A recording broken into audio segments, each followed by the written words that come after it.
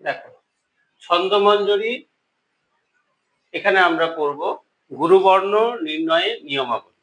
ছন্দ নির্ণয় করতে গেলে আমাদের আগে জানতে হবে গুরুবর্ণ নির্ণয় কি করে করব।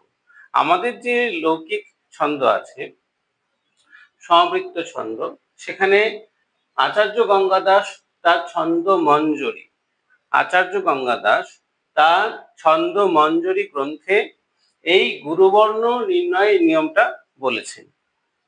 কি সেটা আমরা দেখি এবার। সানু সারশ্চ দীর্ঘশ্চ বিসর্গীচ গুরু ভবেৎ, সানু সারশ্চ দীর্ঘশ্চ বিসর্গীচ গুরু ভবেৎ, বর্ণ সংযোগ পূর্বশ্চ তথা পাদান্ত গোপি বা। বুঝা গেল? মানে কি? সানু সারশ্চ দীর্ঘশ্চ, সা অনুস্বারশ্চ, অর্থাৎ আমরা কি করছি এখানে গুরুবর্ণ নির্ণয় নিয়ম। গুরুবর্ণের চিহ্ন আমরা এখানে দিয়েছি, এই যে ড্যাশ চিহ্ন, আর এই অর্ধচন্দ্রাকার হচ্ছে লঘুবর্ণের চিহ্ন। যখন গুরুবর্ণ লঘুবর্ণ নির্ণয় হয়ে যাবে তখন তার মাথায় এই বর্ণেটার মাথায় চিহ্ন দিলেই হয়ে যাবে। সেটা কি?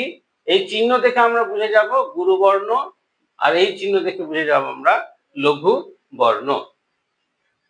পাঠের শেষে আমরা প্রশ্ন নিয়ে আলোচনা করব, ঠিক আছে? আমরা আগে আলোচনা করে নিই। সানুসারশ্চ দীর্ঘশ্চ বিসর্গীচ গুরু ভবেৎ, বর্ণ সংযোগ পূর্বশ্চ তথা পাদান্ত গোপী বা। তাহলে অনুস্বারযুক্ত বর্ণ গুরুবর্ণ হবে। অনুস্বারযুক্ত বর্ণ যেমন কং বা খং, এই যে অনুস্বারযুক্ত আছে এইটাকে আমরা বলবো গুরুবর্ণ। তাহলে কয়ের সাথে যুক্ত আছে অনুস্বারটা, সেজন্য কটা হবে কি? গুরু বর্ণ।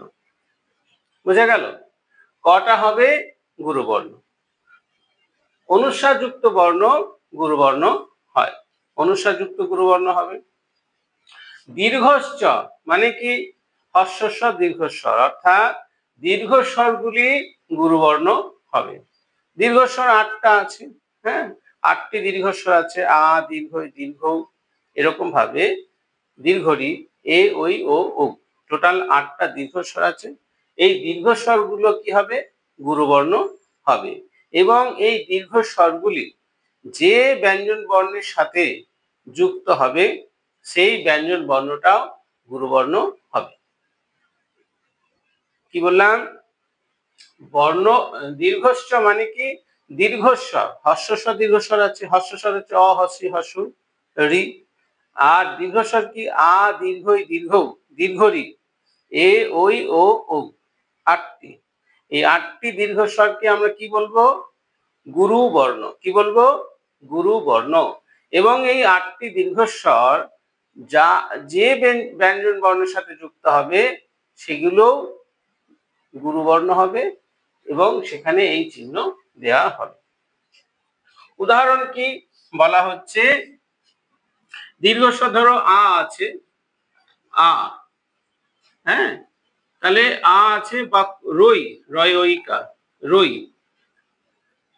আ যদি থাকে তাহলে এটা গুরুবর্ণ হবে, আ যদি ঐকার গুরুবর্ণ হবে। দেখো ভালো করে বোঝো। আ হচ্ছে দীর্ঘস্বর, শুধু যদি আ থাকে বা ওই থাকে, এ থাকে, দীর্ঘই থাকে, যেমন ধরো ঈশ্বর বানান, ঈশ্বরঃ, তাহলে ঈশ্বর দীর্ঘই আছে, এটা কি বর্ণ হবে? গুরুবর্ণ হবে। হলো। আবার রই, রয় ঐকার আছে, এখানে আমি রই লিখেছি, কা রই রায়া, রয়াকা অন্তস্থায়াকা রায়া রায়া, এটা কি হবে? তাহলে দুটোই আকার আছে, মানে কি? রয়ের রত ব্যঞ্জন বর্ণ, তাহলে রয়ের সাথে কি যুক্ত আছে? আ, এই দীর্ঘস্বরটা যুক্ত আছে। সুতরাং রা আ এই দুটোই কি হবে? গুরুবর্ণ হবে। গুরুবর্ণ হবে, আমি এখানে তো লিখবো না গুরুবর্ণ, আমরা কি করব? চিহ্নটা ব্যবহার করব, এই আর এই। ঠিক আছে? বুঝা গেল? তাহলে কি কি হলো? সানুসারশ্চ অনুস্বারযুক্ত বর্ণ, এবং দীর্ঘশ্চ মানে দীর্ঘস্বরগুলি গুরুবর্ণ হবে, এবং দীর্ঘস্বর যে ব্যঞ্জন বর্ণগুলির সাথে যুক্ত হবে সেটিও কি হবে? গুরুবর্ণ হবে। তারপর কি আসছে বিসর্গী চ, বিসর্গযুক্ত বর্ণ। এই দেখো ঈশ্বর বিসর্গ দিয়েছি, তাহলে বিসর্গ যে বর্ণের সাথে যুক্ত থাকবে সেই বর্ণটা কি হবে গুরুবর্ণ হবে। যেমন ক, ক, স, এই যে বিসর্গ যার সাথে যুক্ত থাকবে সেই বর্ণটা গুরুবর্ণ হবে। তার মানে এই চিহ্নটা আমাকে দিতে হবে। বোঝা গেল? তাহলে প্রথম চরণের কি অর্থ? সানুস্বারশ্চ দীর্ঘশ্চ বিসর্গী চ গুরু ভবে, গুরু হবে, হওয়া উচিত। ভবে ভূধাতুর বিধিলিং, প্রথম পুরুষ একবচন। পড়েছি না আমরা ভূধাতু। বর্ণ সংযোগ পূর্বশ্চ, বর্ণ সংযোগ পূর্বশ্চ মানে কি? বর্ণ সংযোগ মানে যুক্ত বর্ণ, পূর্বশ্চ মানে কি আগে। এ দেখো আমি ঈশ্বর বানান লিখেছি, ঈশ্বর লিখেছি এই শব্দটি এখানে। তাহলে দীর্ঘই এটা কি আছে তালব্য শয়ে বয়ে, তালব্য শয়ে বয়ে আছে যুক্ত বর্ণ, যুক্ত বর্ণ। তাহলে এই যুক্ত বর্ণের পূর্ব বর্ণ, পূর্ব মানে কি আগেরটা, এটা গুরুবর্ণ হবে। এটা দীর্ঘই এমনিও গুরুবর্ণ হচ্ছে, আবার এই যুক্ত বর্ণের পূর্ববর্ণের জন্য সেটাও গুরুবর্ণ হচ্ছে। ঠিক আছে, আর একটা সোজা উদাহরণ আমরা দিচ্ছি। ধরো বলা হলো পক্ষ, প কয়ে বয়ে পক্ষ, বলো কি হবে? পক্ষ, প কয়ে বয়ে কি করে হয় পক্ষ? পচ ধাতুর সাথে ত প্রত্যয় করে আমরা পড়েছি পক্ষ হয়। পক্ষ এখানে এটা যুক্ত বর্ণ, যুক্ত বর্ণের তাহলে কোন বর্ণটা গুরুবর্ণ হবে? পটা গুরুবর্ণ হবে। কেন? নিয়ম কি বলছে? বর্ণ সংযোগ পূর্বশ্চ, অর্থাৎ সংযুক্ত বর্ণের, সংযুক্ত বর্ণের পূর্ববর্ণ গুরুবর্ণ হয়। তাহলে এটা কি হয়ে গেল? গুরুবর্ণ হয়ে গেল। ঠিক আছে, তাহলে প্রশ্ন হবে তাহলে এটা কি হবে? কয়ে বয়ে কিছু এখনো পাচ্ছি না, সেজন্য এটা এখন আপাতত লঘু হবে। অর্থাৎ গুরুবর্ণের নিয়ম যেখানে খাটবে না সেটা কি হবে? লঘুবর্ণ হবে। যেখানে গুরুবর্ণ নিয়ম খাটছে বা এই নিয়মাবলী যেখানে প্রযোজিত হচ্ছে সেখানে আমরা কি দেব? গুরুবর্ণের চিহ্ন দেব। আর যেখানে গুরুবর্ণ হচ্ছে না সেটা অটোমেটিক্যালি কি হয়ে যাবে? লঘুবর্ণ হবে। সেই এটা লঘুবর্ণের চিহ্ন আমরা দিলাম, এটা লঘু। হ্যাঁ, বর্ণ সংযোগ পূর্বশ্চ তথা, সেভাবে পাদান্ত গোপী বা, পাদান্ত, পাদ আমরা কি বললাম? পদ্যং চতুষ্পদী, পাদ মানে কি চরণ, অন্ত মানে কি? পাদান্ত মানে কি? পাদের শেষ, চরণের শেষ। গো অপি বা, গুরুবর্ণ হবে, বা মানে বিকল্পে, বা মানে কি? বিকল্পে। যখন কোনো পাদে চরণের শেষ বর্ণ লঘু হলে ছন্দ মিলবে না, তখন সেখানে সেটাকে কি করতে হবে?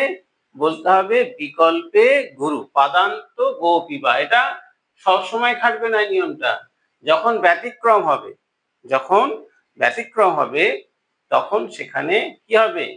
বিকল্পে গুরু বর্ণ হয়েছে বলে লিখতে হবে, মেনশন করতে হবে। ঠিক আছে, এটা আমরা পরে আলোচনা করব, আমাদের যখন ছন্দের সংজ্ঞা উদাহরণ করব সেই বিষয়ে আমাদের আলোচনা থাকবে। আমরা একটু টাচ দিয়ে রাখি যে ইন্দ্রবজ্জা ছন্দের একটা উদাহরণ আছে, অর্থই কন্যা পরকে এব। এই এ হচ্ছে দীর্ঘস্বর আর ব হচ্ছে লঘু। ওই ব লঘু হওয়ার জন্য এই ছন্দটা মিলবে না, ইন্দ্রবজ্জা ছন্দের সংজ্ঞায় বাধা পড়বে, তখন সেখানে ওখানে এই নিয়মটা খাটবে। কি নিয়ম খাটবে? পাদান্ত গোপি বা। তাহলে পুরো জিনিসটা কি দাঁড়ালো? সানুসারশ্চ দীর্ঘশ্চ বিসর্গী চ গুরুভাবে, বর্ণ সংযোগ পূর্বশ্চ তথা পাদান্ত গোপি বা। ঠিক আছে, সানুসারশ্চ দীর্ঘশ্চ বিসর্গী চ গুরুভাবে, বর্ণ সংযোগ পূর্বশ্চ তথা পাদান্ত গোপি বা। বুঝা গেল? এবার আমরা একটা লাইন লিখব, তোমরা আলোচনা করবে, দেখবে কি হচ্ছে জিনিসটা, আমরা স্ক্যান করে দেখিয়ে দেবো। অর্থহি কন্যা, কন্যা পরকীয় এব, পরকীয় এব। দেখো কি দাঁড়াচ্ছে এখানে? অ থয়রে পাছে, রেপ, জফলা, রফলা এগুলো সব হচ্ছে কি, এগুলো সব হচ্ছে যুক্ত বর্ণ। এগুলো সব হচ্ছে যুক্ত বর্ণ। তাহলে এই থয় রেপ আছে, যুক্ত বর্ণ আছে, যুক্ত বর্ণের পূর্ববর্ণ কি হবে, গুরুবর্ণ হবে। গুরুবর্ণের চিহ্ন দিলাম। আবার দেখো ওকা আছে, হ্যাঁ, এটা দীর্ঘস্বর। দীর্ঘস্বর যুক্ত বর্ণ কি হয়, দীর্ঘস্বর যুক্ত বর্ণ গুরুবর্ণ হয়। তাহলে গুরুবর্ণ দিলাম। তারপরে হয় হর্ষই আছে, এটা এই যে গুরুবর্ণ নির্ণয় নিয়মের মধ্যে এটা কিছু করছে না, মানে এটা গুরুবর্ণ হচ্ছে না, তাহলে এটা কি হবে, এটা লঘু হবে। অর্ধচন্দ্রাকার চিহ্ন দিলাম। তারপর দেখো কন্যা, কন্যা বানান কি আছে, জফলা আঁকা আছে, যুক্ত বর্ণ আছে। যুক্ত বর্ণের পূর্ববর্ণ কি হয়, বর্ণ সংযোগ পূর্বস্য, মানে কি সংযুক্ত বর্ণের পূর্ববর্ণ গুরুবর্ণ হয়, তাহলে গুরুবর্ণ দিলাম। আবার এখানে আঁকা আছে, দীর্ঘস্ব, দীর্ঘস্ব যুক্ত বর্ণ আছে, সেজন্য এটা কি হলো, গুরুবর্ণ হলো।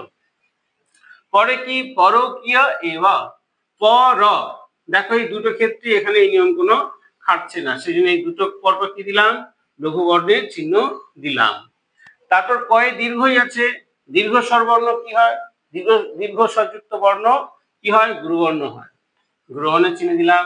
29 অ আসছে, এখানে এই নিয়ম খাটছে না, সেজন্য এটা কি হবে, লঘু বর্ণ হবে। এটা কি বর্ণ, দীর্ঘ বর্ণ বা দীর্ঘস্বর, এটা কি হবে, গুরুবর্ণ হবে। আর ব কিছু আসছে না, আপাতত আমরা এখানে লঘু দিলাম।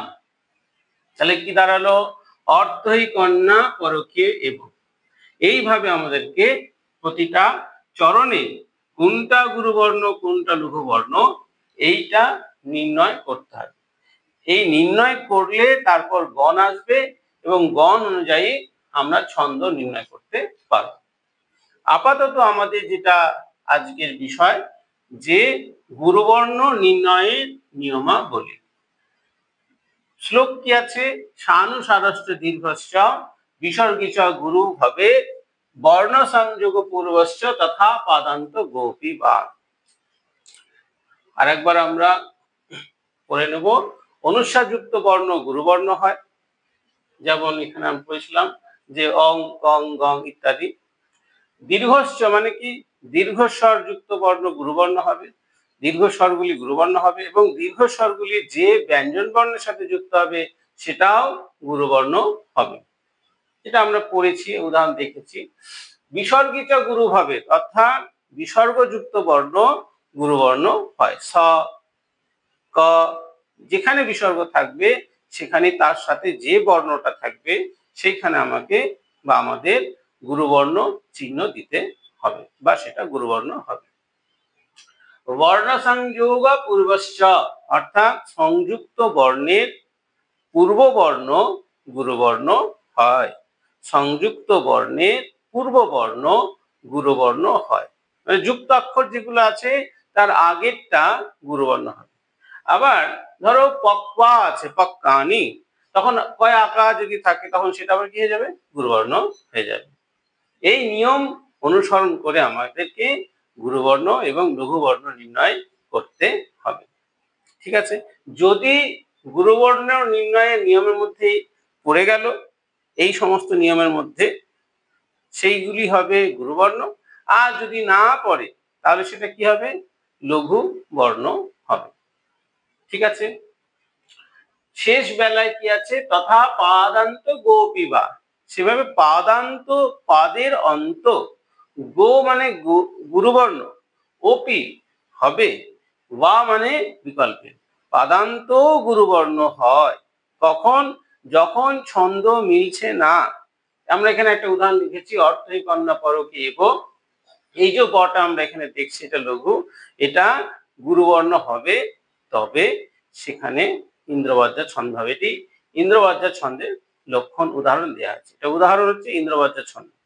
ইন্দ্রবজ্জা ছন্দের লক্ষণ হচ্ছে যদি তো জগ গ, এই গ গ যদি দুটো, এইটাও গ হবে এটাও গ হবে, তবে সেখানে ইন্দ্রবজ্জা ছন্দ হবে। এটা আমাদের পরের আলোচ্য বিষয়। এরপর আমরা গড় নির্ণয় শিখবো, তারপর আমরা ছন্দের সংজ্ঞা উদাহরণে যাব। ঠিক আছে, তাহলে ছন্দমঞ্জরি গ্রন্থে আচার্য গঙ্গা দাস গুরুবর্ণ নির্ণয়ের নিয়মাবলী সম্পর্কে বলেছেন। सानुसारश्च दीर्घश्च विसर्गी च गुरु भवेत् वर्णः संयोग पूर्वश्च तथा पादंत गोपी बा। बुझा গেল? ঠিক আছে।